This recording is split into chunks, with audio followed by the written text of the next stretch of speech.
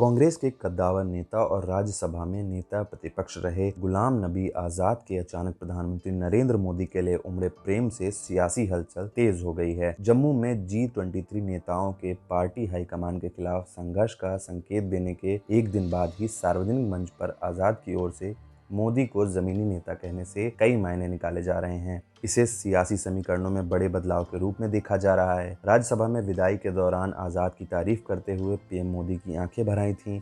मोदी ने भरे सदन में कहा था कि वे राज्यसभा से रिटायर हो रहे हैं, लेकिन उन्हें राजनीति से रिटायर नहीं होने दिया जाएगा। इन सभी घटनाक्रम के अब कई सारे मायने निकाले जा रहे हैं। हाल के दिनों के राजनीतिक घटनाक्रमों के बाद ये कयास लग रहे हैं कि कहीं आज़ाद पाला तो नहीं बदलने वाले हैं, क्या वे भाजपा में तो शामिल नहीं होने वाले हैं, या फिर कांग्रेस से अलग होकर कोई नई पार्टी बनाने वाले हैं। हालांकि आज़ाद का कहना है कि यदि उन्हें भाजपा में शामिल होना होता तो वो वाजपेयी के समय ही चले गए होते। उधर राजनीतिक विश्लेषकों का कहना है कि सियासत में सब कुछ संभव है। पहले भी घोर राजनीतिक मतभेद रहने के बावजूद कई नेताओं ने धुर विरोधी पार्टी का दामन थामा है। विश्लेषकों के अनुसार देश की राजनीति और कांग्रेस में आज़ाद का बड़ा कद है। जम्मू कश्मीर के साथ ही पूरे देश में आज़ाद के समर्थक हैं। राष्ट्रीय महासचिव, केंद्रीय स्वास्थ्य मंत्री और राज्यसभा में प्रतिपक्ष का नेता रहते उनकी विभिन्न राज्यों में पकड़ है। ऐसे में यदि वे पाला बदलते हैं या फिर कोई नई पार्टी बनाते हैं तो कांग्रेस को बड़ा झटका लग सकता है।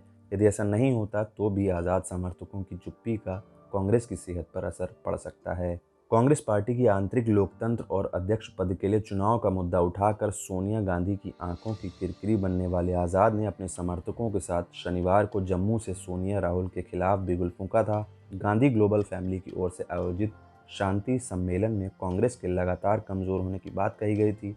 खुलेआम कहा गया कि वे हैं तो कांग्रेस है। सम्मेलन में मंच से ये भी कहा गया कि जब प्रधानमंत्री नरेंद्र मोदी आज़ाद की तारीफ कर सकते हैं तो पार्टी को उनके अनुभवों का लाभ लेने में क्या परहेज़ है। इस घटनाक्रम के अगले दिन खुद आज़ाद ने मोदी की तारीफ में कसीदे पढ़े।